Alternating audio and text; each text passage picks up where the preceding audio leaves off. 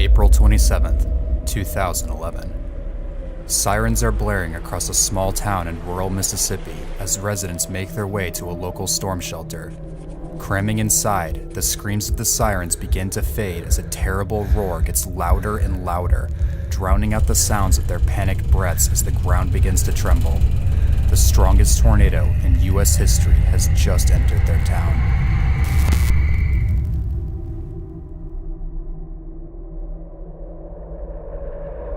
It's late April, and meteorologists at the Storm Prediction Center are scanning the atmosphere, looking for key ingredients needed for the formation of severe weather when they notice something concerning. A massive region of low pressure, called a trough, is moving across the United States. This giant, slow-moving trough is bringing with it a belt of extremely fast-moving winds aloft, while at the same time drawing in inconceivable amounts of warm, moist air from the Gulf of Mexico, bringing together a dangerous combination of atmospheric conditions. The mixture of warm, moist air with cold, dry air aloft is generating large amounts of atmospheric instability needed for thunderstorms called convective available potential energy, or CAPE. Additionally, the fast-moving southwesterly winds of the trough are overspreading a powerful, low-level jet of air rushing north, creating incredibly large amounts of both speed and directional wind shear needed to cause thunderstorms to begin rotating.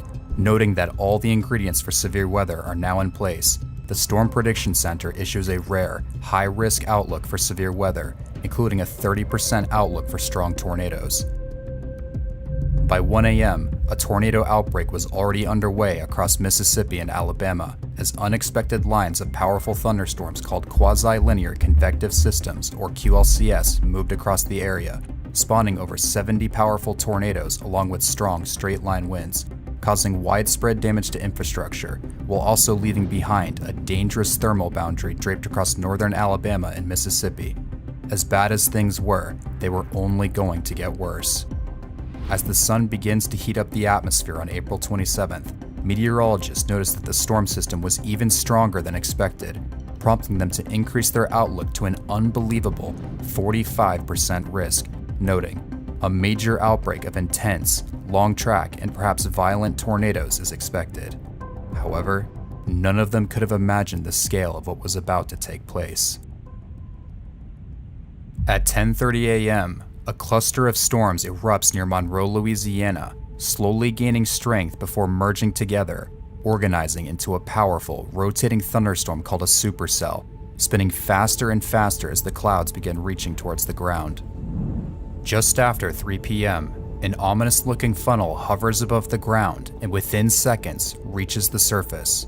The newly formed tornado initially causes only weak damage as it tracks to the northeast, bringing down patches of trees and causing light damage to rural structures. However, just 1 minute later, the tornado rapidly intensifies, completely destroying a couple mobile homes and scattering the debris long distances. The strengthening tornado continues to cause intense damage to rural structures, flattening large swaths of forest as it races to the northeast at over 60 miles per hour. It's at this moment that multiple people begin recording the tornado for the first time as it approaches the small towns of Anchor and Dixieland. One of these residents, Jay Rogue, films the tornado as it approaches his location.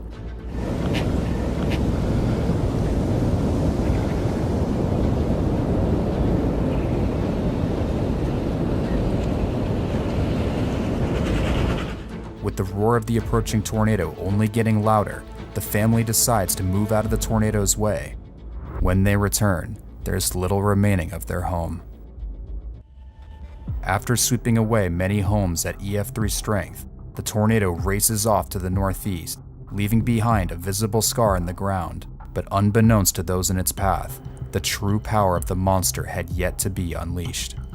At 3:19 p.m., the National Weather Service issues a strongly worded tornado warning as the now large and extremely dangerous tornado is approaching the small towns of Okolana, New Wren, Amory, and Smithville, Mississippi. After crossing County Road 159, the tornado abruptly begins showing signs of extreme intensification, badly debarking trees and completely leveling well-built homes down to their foundations, with some being completely swept away. The narrow but violent core of the rapidly expanding tornado became so intense here that it even began to rip up the earth, creating a nearly mile-long swath of severe ground scouring despite moving at over 60 miles per hour. At this speed and size, this extreme damage is inflicted in less than 2 seconds. At the same moment, local resident Greg Lambert takes a photo of the tornado, revealing the monster wedge as it passes just to his north. 4 miles away on Highway 45 Alternate, 55-year-old Lynn Davis is driving south in his white pickup truck on his way to help his friend Tim, who suffered damage from a tornado earlier that day. While on the phone with Tim, Lynn begins to notice something strange approaching over the trees and utters a chilling phrase. "That looks like a tornado," before the phone call suddenly ends. A semi-truck driver driving directly behind Lynn watches in horror as Lynn's vehicle is peeled off the roadway by the ferocious winds of the tornado. Soaring hundreds of feet into the air, Lynn and his truck begin to orbit around the violent winds of the twister, trapped inside the tornado's grip in a cruel balance of forces as it begins to close in on the small community of Chapel Grove. Crashing into the community at peak strength, the tornado inflicts incredible damage to several well-constructed brick homes, completely sweeping them off their foundations, causing intense vegetation damage and scouring the ground.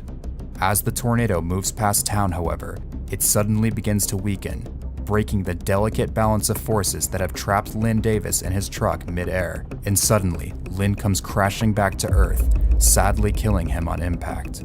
Lynn Davis's truck had flown an unbelievable 1.7 miles through the air before finally landing near the foundation of one of the destroyed homes, the furthest distance a vehicle has ever been thrown by a tornado. Over the next 10 miles, the tornado destroys several homes near the town of New Wren before finally dissipating at 3:39 p.m. just north of the city of Amory, Mississippi, claiming the lives of 4 people. However, something far stronger was brewing. As the first tornado begins to weaken, the parent supercell continues to track to the northeast, drawing closer and closer to the dangerous thermal boundary left by storms earlier in the day.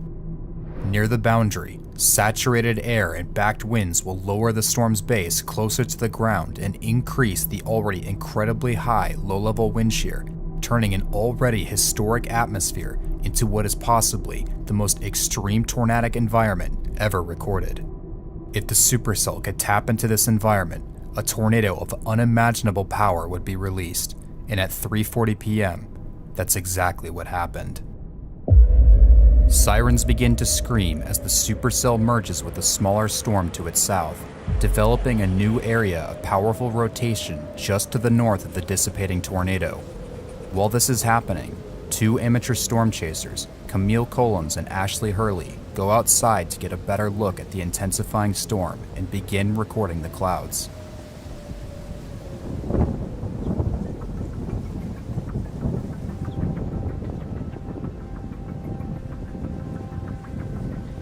Within just a few seconds, the two begin to notice a strange-looking cloud passing directly to their northwest that begins rotating incredibly quickly.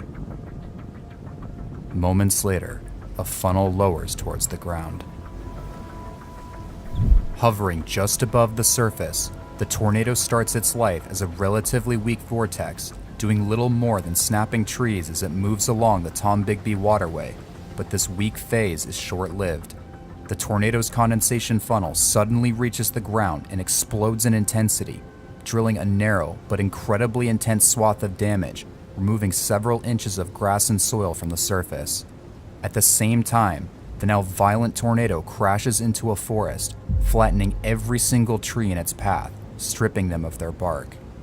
It's at this moment, however, that something unexpected happens. As the tornado passes through the forest, its core suddenly collapses. Ripped apart by the intense wind shear, the tornado struggles, only inflicting minor damage to trees and low-lying vegetation as it races to the northeast. For a brief moment, it appears as if the residents in the storm's path have just dodged a bullet, avoiding the worst of the storm's wrath. However, this lapse in strength isn't going to last long.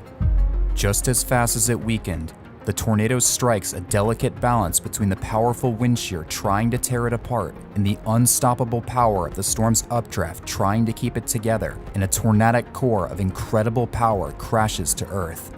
Instantly, All the trees and vegetation surrounding the vortex are flattened and debarked as the core accelerates from EF1 to EF5 intensity in less than 6 seconds. At the same time, the winds inside the vortex become so strong and the pressure drops so violently that the ground begins to literally explode outwards, digging a trench in the ground over a foot deep and 170 yards long.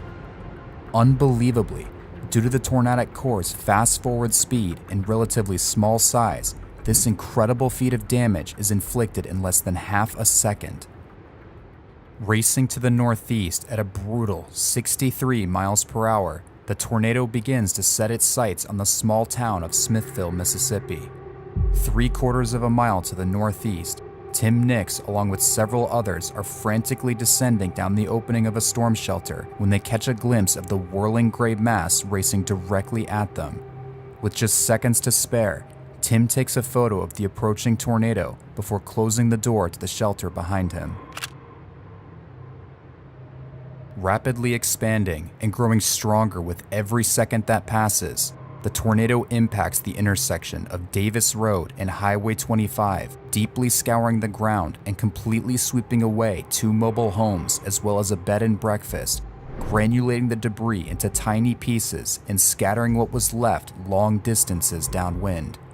3 people are thrown into the air as their homes disintegrate around them, 2 of which, a mother and daughter, are thrown into a nearby culvert and miraculously survive despite major injuries. The third, however, thrown from the bed and breakfast, is sadly killed, becoming the first person to lose their life to the tornado.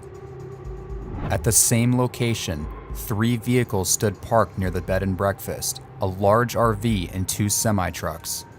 As the core passes, all 3 vehicles soar into the air despite weighing tens of thousands of pounds each. Flying for hundreds of yards, the RV and one of the semi-trucks come crashing to earth, deeply embedding themselves into the ground as unrecognizable husks of scrap metal.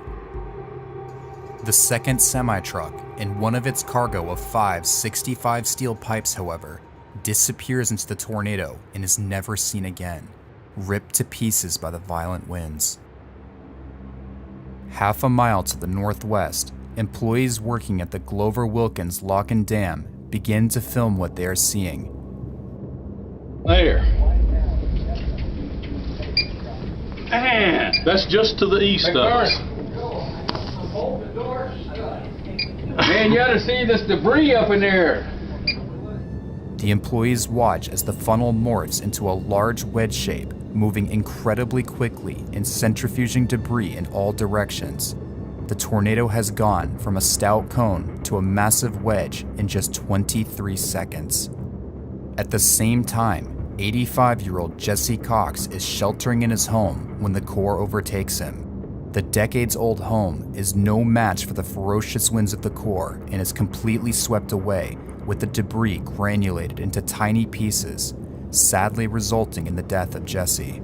The destruction had been so violent that the concrete foundation itself was lifted, chipped, and partially dislodged, along with completely shredding and debarking all vegetation nearby.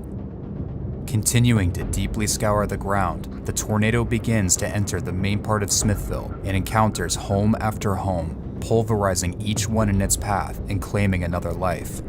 Just ahead on Highway 25, Jimmy Cowley attempts to race ahead of the tornado in his truck, but realizes he isn't going to make it. Jimmy turns into a driveway as his windows implode around him. His vehicle is lifted into the air and tumbles as if it were made of plastic before crashing back onto the road.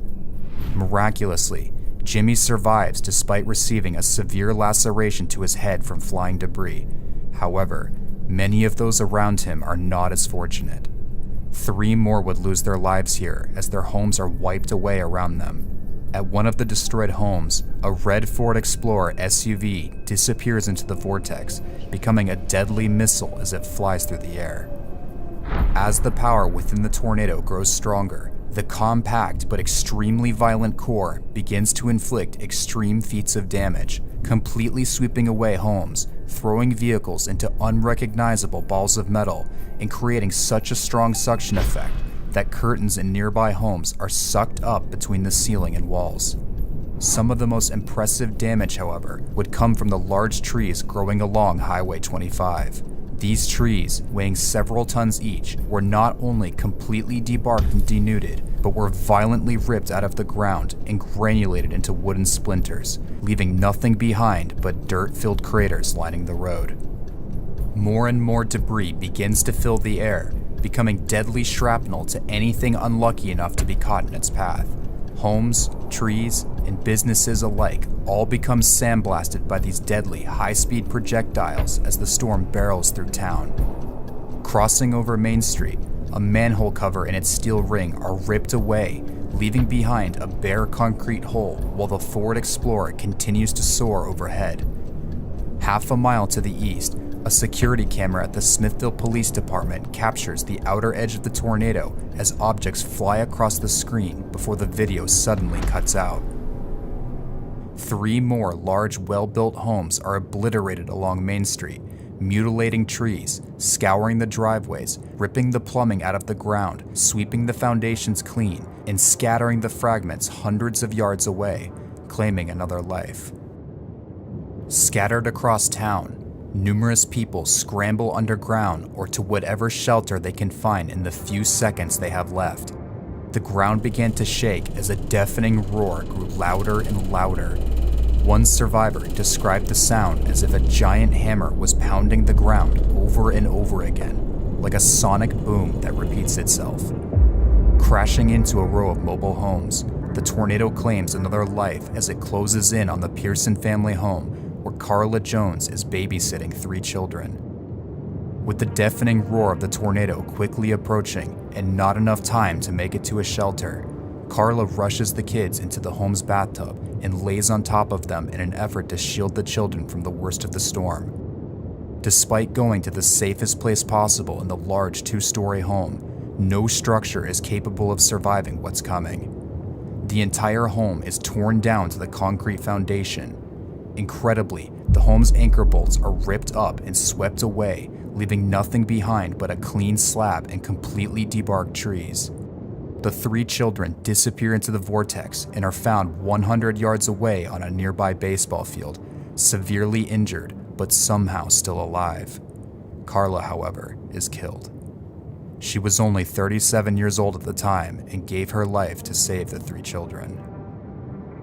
Simultaneously, the red Ford Explorer that was picked up half a mile earlier along Highway 25 slams into the Smithville Water Tower, colliding with such extreme force it leaves a large 6-inch deep dent into the structure's solid steel frame before bouncing off and disappearing back into the tornado's grip. Spotting the whirling gray mass just seconds before impact, Michelle Wardlaw and her grandmother run across Elm Street for the nearest storm shelter. Unable to hear or speak to each other over the deafening roar, they watch in awe as cars, trees, and pieces of houses fly above their heads. Michelle and her grandmother are swept off their feet by the ferocious winds of the twister, but in an incredible stroke of luck, land inside the doors of the storm shelter, sparing their lives. Their neighbors, however, would not be so fortunate. As the tornado crosses into the town's eastern subdivision, it reaches its maximum intensity, inflicting tornado damage so extreme it seems inconceivable. Deep, extreme ground scouring carves into the surface as half a dozen large, well-built, multi-story homes are wiped off the face of the earth as if they had never existed. The tornado destroys the homes so violently that the debris was granulated into tiny, unrecognizable pieces. Not even a road is able to survive the terrible winds as the tar surface peels away into neatly compacted rolls. Of the 8 people in this area who didn't make it to an underground shelter, not a single one would survive. Like a knife carving into the landscape, the tornado crosses Monroe Street and reaches the Smithville Cemetery and Funeral Home. Gravestones are ripped apart and lofted as the entire brick funeral home is granulated so violently that the bricks turn into a fine powder. The only things remaining on the property are a bare concrete slab and craters where trees had once stood. Alongside the destroyed funeral home, a red husk of steel lay in a ditch among the debris and debarked vegetation. Unbelievably, This ball of steel was the red SUV picked up along Highway 25 that impacted the Smithville water tower. The truck had completed a mile-long journey through the air before finally landing among the devastation at the edge of town. Crawling out from the destruction, a man in town takes out his phone and begins to film the monster tornado.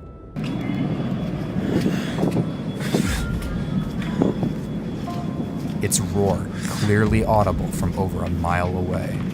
In less than 2 minutes, the entire northern half of Smithville was completely destroyed, leaving behind a hellish landscape and taking the lives of 16 people. But the tornado is far from finished. At 3:47 p.m., the tornado finally exits Smithville and begins to track through rural forested terrain, growing wider and wider before reaching its peak width of nearly a mile wide, flattening entire forests in its wake. To this day, these images depict some of the worst vegetation damage ever inflicted by a tornado. Darnell Colums, worried about her daughter Camille, the same Camille who recorded the tornado's first moments back in Smithville, steps outside and captures the violent wedge passing just to her west. This image is by far the most iconic image ever captured of the tornado.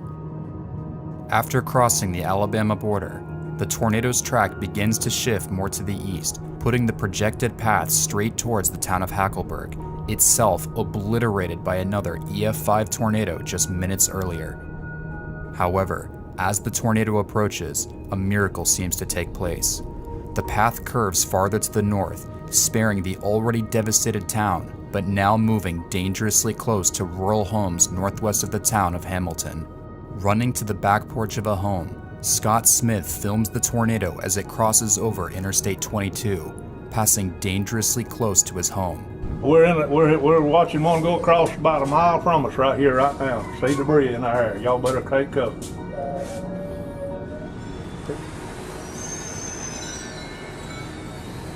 Although not as large and powerful as it had once been, the tornado is rapidly regaining both its size and strength and heading directly towards Highway 19.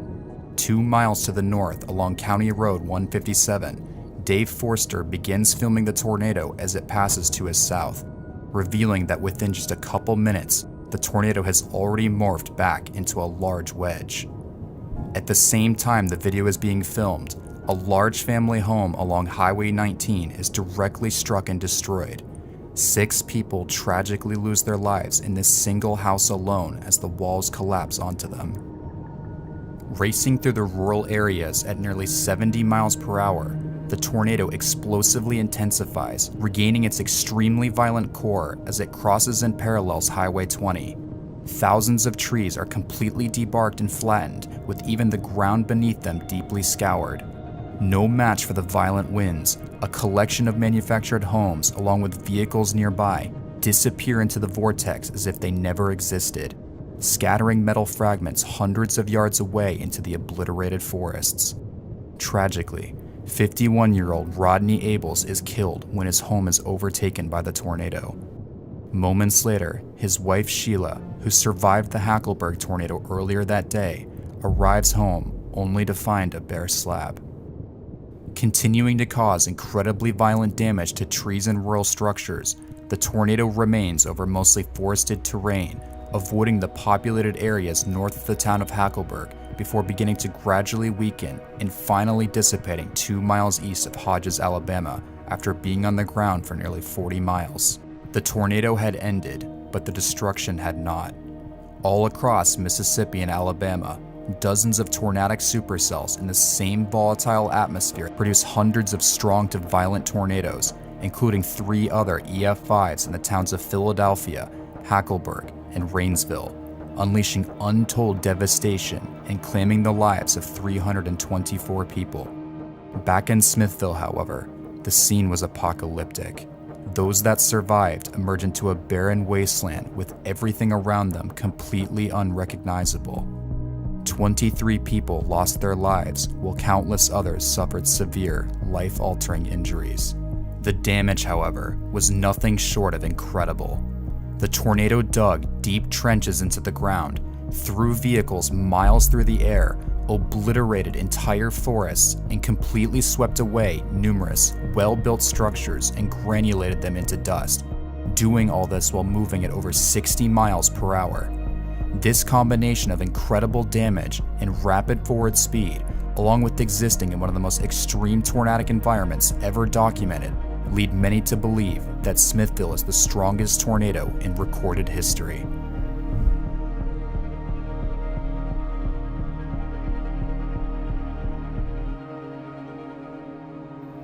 "14 years later, the residents of this small town in northern Mississippi won't soon forget that tragic afternoon on April 27, 2011.